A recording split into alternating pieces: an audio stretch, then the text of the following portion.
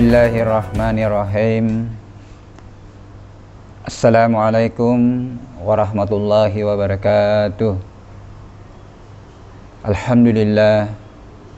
Alhamdulillahi rabbil alamin, alladzi ja'ala syahra ramadan allazina unzila fihi al-Qur'an hudal linnas wa bayyinatin minal huda wal furqan. Asyhadu an la ilaha illallah wahdahu la syarikalah wa asyhadu anna Muhammadan abduhu wa rasuluh. Kaum muslimin muslimat yang insyaallah dimuliakan Allah, alhamdulillah, puji dan syukur senantiasa kita panjatkan kehadirat Allah, Tuhan yang menjadikan bulan suci Ramadan ini bulan yang penuh dengan berkah, di mana diturunkannya Al-Quran sebagai petunjuk bagi kehidupan umat manusia. Salawat dan taslim kita haturkan kepada Nabiullah Muhammad sallallahu alaihi wasallam, Nabi yang menjadi suri teladan kita. Alhamdulillah, pada kesempatan ini kita sudah sampai pada kajian Ramadan Ulul Albab seri yang ke-11. Pada pertemuan sebelumnya kita sudah membahas betapa maha besar, maha kuasanya Allah di balik ciptaannya, sehingga menyadarkan kita betapa lemahnya kita sebagai umat manusia, sebagai makhluk yang diciptakan, yang menggantungkan diri segalanya kepada Allah Sang Halik. Kaum muslimin muslimat yang insya Allah dimuliakan Allah, mempelajari ayat-ayat yang tercipta adalah jalan untuk lebih mengenal dirinya, lebih mengenal sifat-sifat kemahakuasaannya, sekaligus jalan untuk mengenal diri kita. Allah juga sudah menyampaikan kepada kita, pelajarilah apa yang ada di luar dirimu, pelajari apa yang ada di dalam dirimu, engkau akan menemukan sifat-sifat kemahakuasaanku, kemaha berkehendakku. Wa fil ardi ayatun lil muqinin wa fi anfusikum afala tubsirun. Dengan mengenal alam, mengenal diri kita, ini juga merupakan suatu jalan bagaimana kita menyikapi kehidupan ini, bagaimana menghargai seluruh aspek kehidupan, bagaimana menghargai seluruh komponen-komponen sistem yang menentukan kehidupan ini. Tidak ada yang diciptakan sia-sia, semua yang diciptakan itu ada manfaatnya dan memiliki peran di dalam bagaimana membangun sistem kehidupan. Kaum muslimin muslimat yang insya Allah dimuliakan Allah, pada kesempatan ini kita akan coba bagaimana merenungkan, bagaimana menemukan makna dari peran kehambaan kita. Kita dihadirkan di permukaan bumi ini tidak terlepas dari dua peran. Yang pertama adalah kita hadir diciptakan oleh Allah sebagai hamba untuk mengabdi kepadanya. Wa ma khalaqtul jinna wal insa illa liya'budun. Aku tidak ciptakan jin dan manusia kecuali untuk mengabdi kepadaku, untuk menyembah kepadaku. Kemudian kedua, kita hadir di permukaan bumi ini yang diberikan tugas untuk mengelola alam ini, memakmurkan bumi ini sebagai khalifah dalam berbagai profesi, dalam berbagai tugas peran. Ini ja'ilung fil ardi khalifah. Nah, sebagai hamba yang diberikan tugas untuk mengabdi kepadanya, seluruh umat manusia itu diperintahkan untuk menyembah kepadanya. Ya ayyuhan nasu budu rabbakumul ladzi khalaqakum wal ladzina min qablikum la'allakum tattaqun. Itu dalam surah Al-Baqarah surah kedua ayat 21. Allah sudah menyampaikan, hai umat manusia yang aku ciptakan dan yang aku ciptakan sebelum kamu, sembahlah aku agar kamu dapat mencapai predikat ketakwaan. Nah, bentuk penyembahan dari umat manusia ini berbeda-beda berdasarkan keyakinan.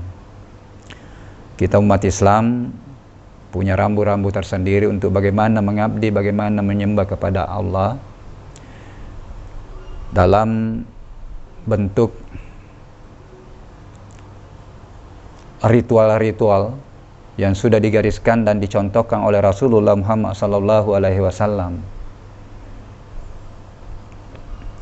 Kita semua juga umat manusia itu sudah pernah bersumpah di hadapan Allah di dalam rahim untuk siap menyembah setelah kita keluar dari rahim. Di dalam surah Al-A'raf surah ke-7 ayat 122 itu sudah disampaikan, kita sudah pernah bersumpah. Allah menyampaikan kepada kita, alastu birabbikum, bukankah aku ini Tuhanku? Seluruh umat manusia sudah pernah menjawab, qalu bala syahidna, ya Allah, saya sudah mengaku engkau Tuhan, bersaksi bahwa engkau Tuhan dan aku adalah makhluk dan siap untuk menghambakan diri. Kaum muslimin muslimat yang insya Allah dimuliakan Allah. Nah, bagaimana cara penyembahan yang dalam bentuk ritual-ritual tadi?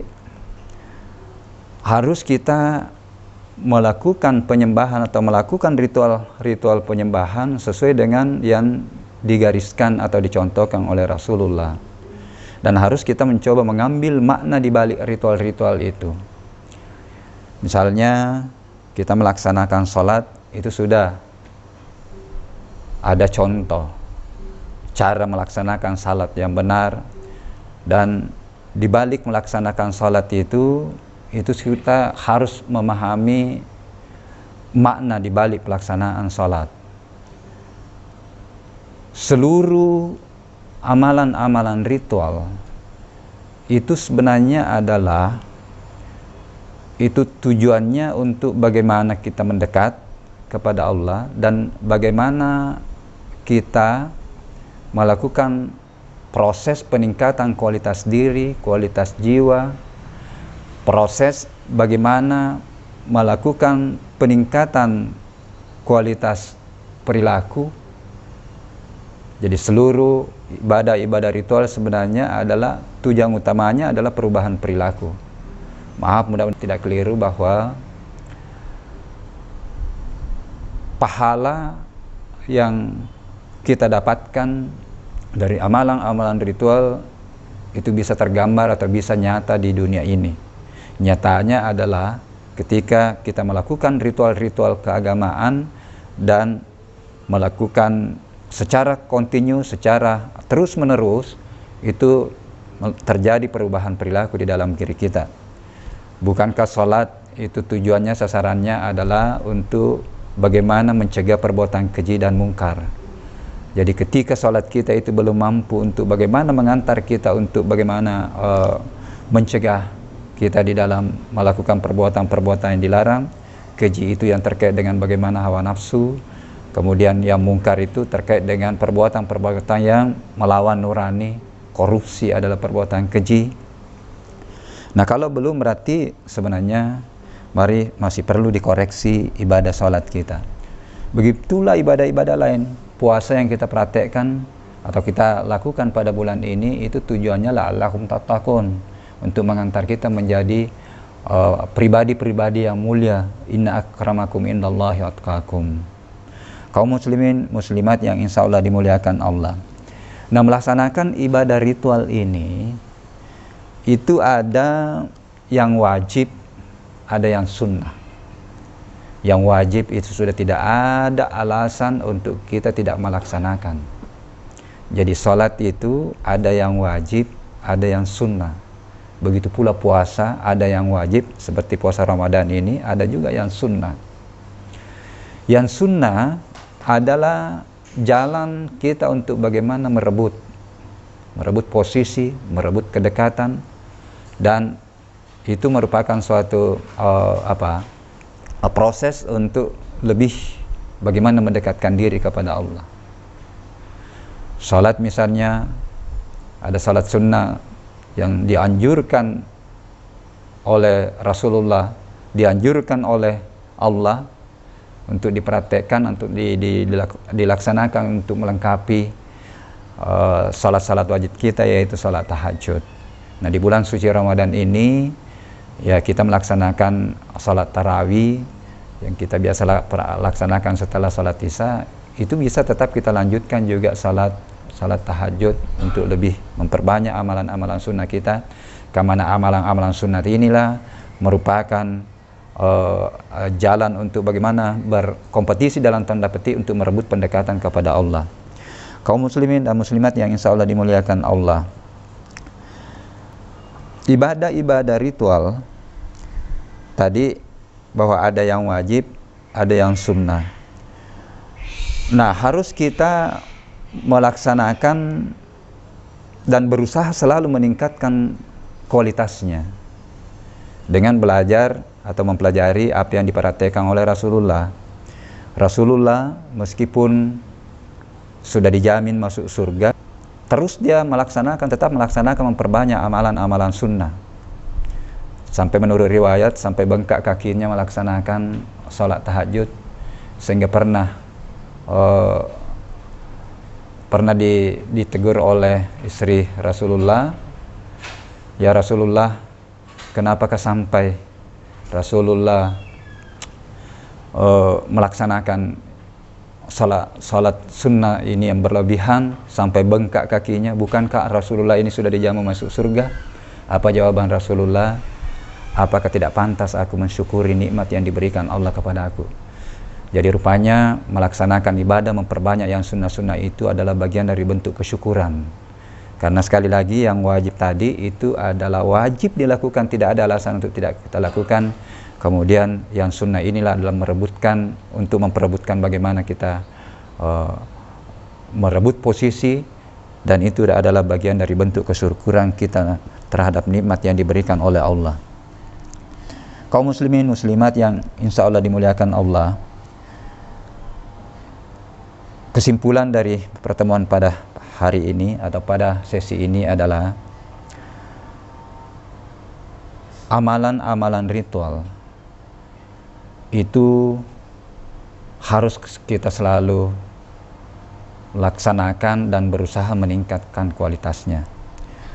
Kalau sudah dicontohkan oleh Rasulullah dan sudah disampaikan oleh Rasulullah bahwa sholat tepat waktu itu adalah berpeluang kita untuk mendapatkan pahala yang optimal, maka praktekkanlah sholat tepat waktu.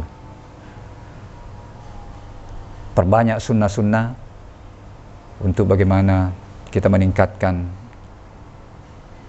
kualitas pendekatan diri kita kepada Allah, karena sunnah inilah merupakan pembeda kita yang lain. Wajib, sama-sama kita melaksanakan wajib, dan mudah-mudahan dengan memperbanyak amalan sunnah kita akan merebut pendekatan, dan dengan merebut pendekatan kita selalu mendapatkan kontrol diri di dalam melaksanakan aktivitas kita. Dan insya Allah pada pertemuan berikutnya nanti kita akan mencoba lagi bagaimana memaknai peran dan fungsi kehalifaan kita. Saya kira itu, mudah-mudahan ada manfaatnya. Mohon maaf atas segala kekurangannya. Assalamualaikum warahmatullahi wabarakatuh.